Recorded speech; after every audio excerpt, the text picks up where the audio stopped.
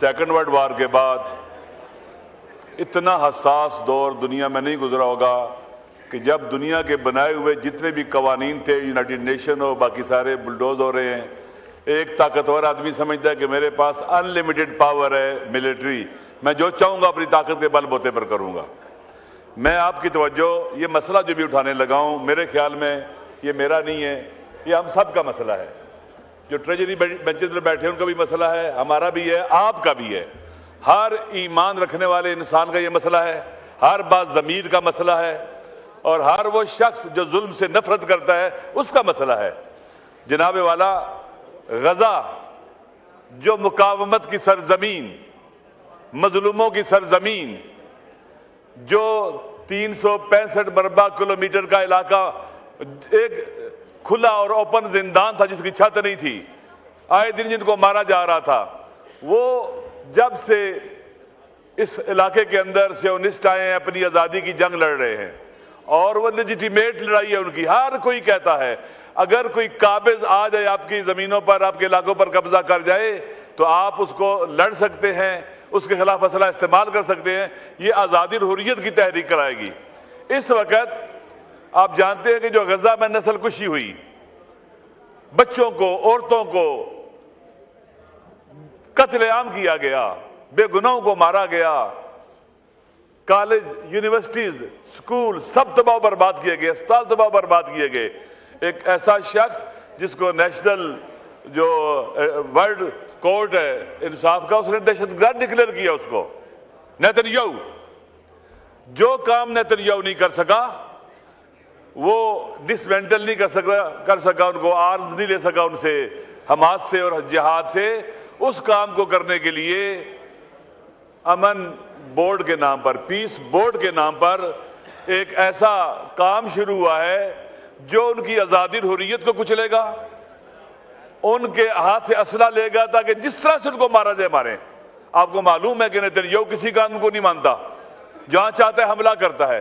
آپ کے سامنے قطر پر حملہ، آپ کے واضح ہے کہ وہاں پر پیس کے لیے، امن کے لیے لوگ آئے ہوئے تھے بات چیت کرنے کے لیے، اور وہاں سے ہٹ کیا، اٹیک کیا۔ ایران پر اس نے حملہ کیا، اور ابھی بھی خود کتنی انکروچمنٹ کر رہے ہیں، ہر آئے دن شام کے اوپر حملہ کرتا ہے اور وہاں ان کی زمینوں پر قبضے کر رہے ہیں اور آگے بڑھ رہا ہے۔ لبنان پر آئے دن حملہ کرتا ہے، ایک انتہائی فاشسٹ رجیم ہے، اور ہم جا رہے ہیں وہاں پر پیس بورڈ کے نام پر، امن بورڈ کے نام پر۔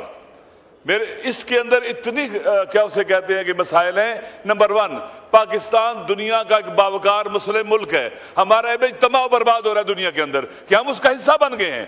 نہ پارلیمنٹ میں کوئی بات چیت ہوئی ہے، نہ ہمارے درمیان بات چیت ہوئی ہے، کسی سے نہیں پوچھا گیا، اس کے حوالے سے کچھ بتایا ہی نہیں گیا۔ مخفی منصوبہ جس کو انہوں نے خود بھی اعلان نہیں کیا ہے، ابھی لیکس کے تحت آیا ہوا ہے۔ آپ دیکھیں کہ وہاں پر بھی فلسطینیوں کی ریپرزنٹیشن نہیں ہے وہاں پر۔ اس وقت جو صورتحال ہے، نمبر 1، اس بورڈ کا امریکی صدر تا حیات ہیڈ ہوگا، جو لوگ تا حیات ہوگا، کوئی ایز اے پریزیڈنٹ نہیں، as a mister Donald Trump اس کا ہیڈ ہوگا۔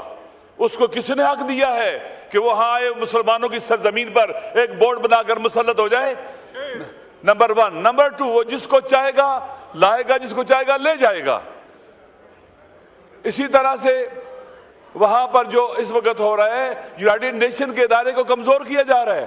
آپ کے اپنے ساتھی چائنا، برطانیہ، فرانس اور اس طرح کے ممالک اس کا ساتھ نہیں دے رہے، اور ہم بھاگ کے جا رہے ساتھ دے رہے ہیں۔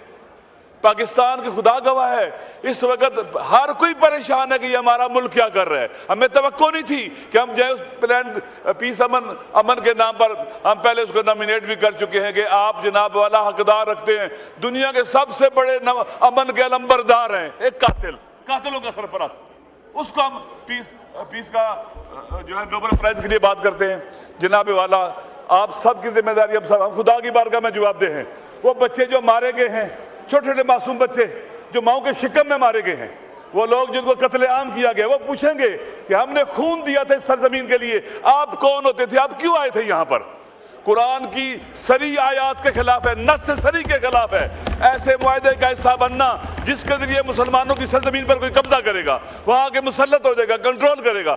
یہاں قبلہ فضل الرحمان صاحب مولانا صاحب بیٹھے ہوئے ہیں، لن یجعل اللہ للکافرین علی المؤمنین سبیلا، اس آیت سے ہمارے تمام فقہائے اسلام نے ایک قاعدہ جسے آپ کی اصطلاح میں ڈاکٹرائن کہتے ہیں اخذ کیا، قاعدہ نفی سبیل۔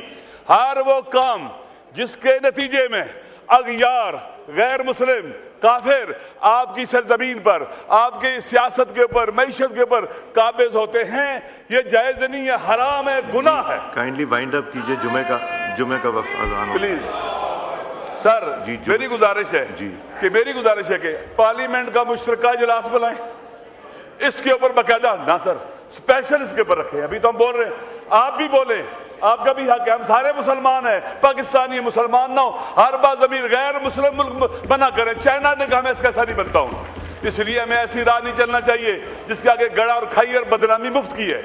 میری گزارش یہ ہے کہ ہمیں چاہیے کہ اس مسئلے کا ایسا نہ بنے سر۔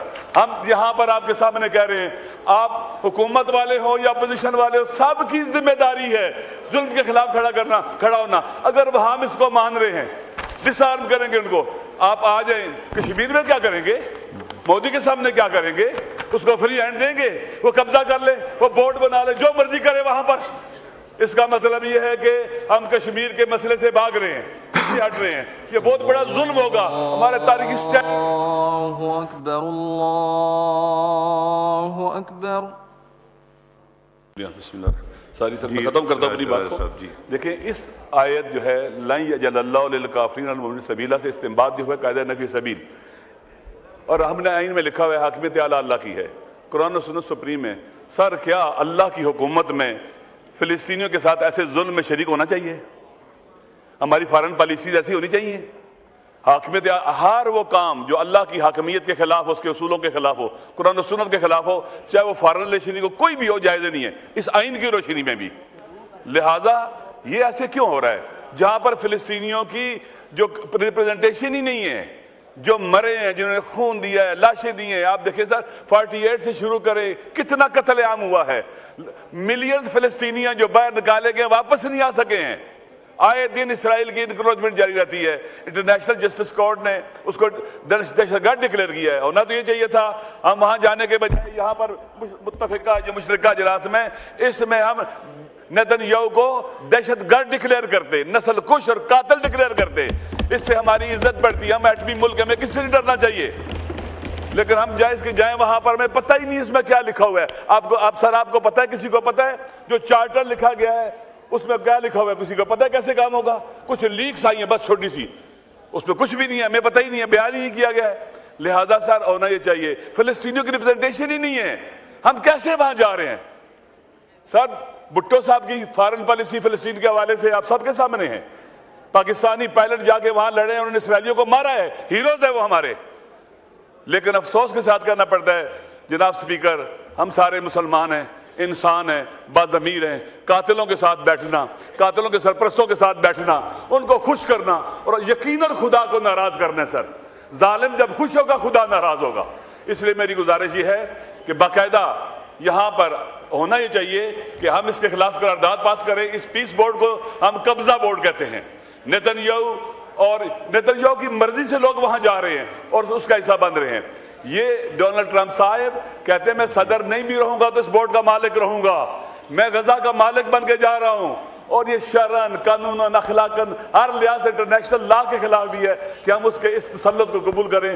سر میری گزارش یہ ہے کہ ہم سارے مل کر، یہ اپوزیشن کا مسئلہ نہیں ہے، یہ پاکستان کا مسئلہ ہے، پاکستان کے عوام کا مسئلہ ہے، یہ ہمارے دین اور ایمان کا مسئلہ ہے، ہماری غیرت اور حمیت کا مسئلہ ہے، ہم اس میں چپ نہ رہیں۔ سر آپ آگے بڑھیں، آپ لوگ آگے بڑھیں، اس حوالے سے آواز اٹھاتے ہیں مل کر، اور ہم اس کو کنڈیم بھی کرتے ہیں اور اس کی مخالفت بھی کرتے ہیں۔ اسے کبھی بھی پیس بورڈ نہ کہیں، یہ قبضہ بورڈ ہے۔